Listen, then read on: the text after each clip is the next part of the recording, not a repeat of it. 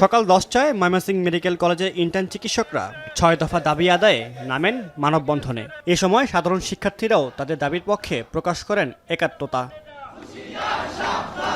মানববন্ধনে বক্তারা জানান, বারবার দাবি উপস্থাপনের পরও তা পূরণে কোনো দৃশ্যমান পদক্ষেপ নেয়নি কর্তৃপক্ষ। তাই দ্রুত সময়ের মধ্যে সরকারকে সকল দাবি দেওয়া মেনে নেওয়ার আহ্বান জানান আন্দোলনরত ইন্টার্ন চিকিৎসকরা। দাবিগুলো মেনে না নেওয়া হবে ততদিন পর্যন্ত আমরা এই আন্দোলন চালিয়ে যাব, আমাদের গণবিরতি চলবে। স্বাস্থ্যমন্ত্রীর কাছে আমাদের আস্থা থাকবে যে আন্দোলন এত কঠোর পর্যায়ে যাওয়ার আগেই আপনারা আমাদের যৌক্তিক দাবিগুলো মেনে নেবেন।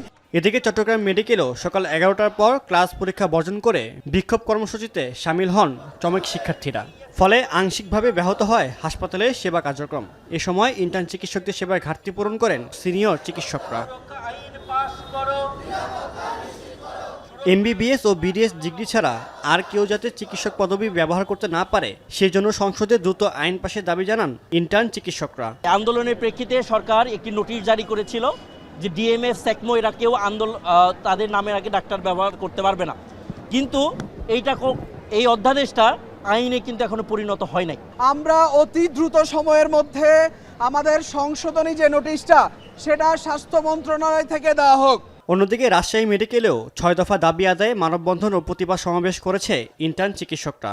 দাবি বাস্তবায়নে দ্রুত পদক্ষেপ গ্রহণ করা না হলে আরও কঠোর কর্মসূচির হুঁশিয়ারি দেন তারা। বরাবরই দেখা যায় যে ঊর্ধ্বতন কর্তৃপক্ষ থেকে চিকিৎসকদের বরাবরই একটা বিমাতা সুলভ আচরণ। আমাদের যে দাবি দাবাগুলো কোনোভাবে গ্রাহ্য করা হয় না। 9 গ্রেডের যে স্কেল আছে সেই স্কেলের বেতন কাঠামো অনুযায়ী ট্রেনিদের বেতন দেওয়া হোক এবং ইন্টার্নদের বেতন 20,000 থেকে 30,000 উন্নীত করা হোক। এছাড়া সিলেট ও বরিশালেও 6 দফা দাবি আদায়ে কর্মবিরতি পালন করেছেন ইন্টার্ন চিকিৎসকরা। সাদ ইসলাম শামস, এখন।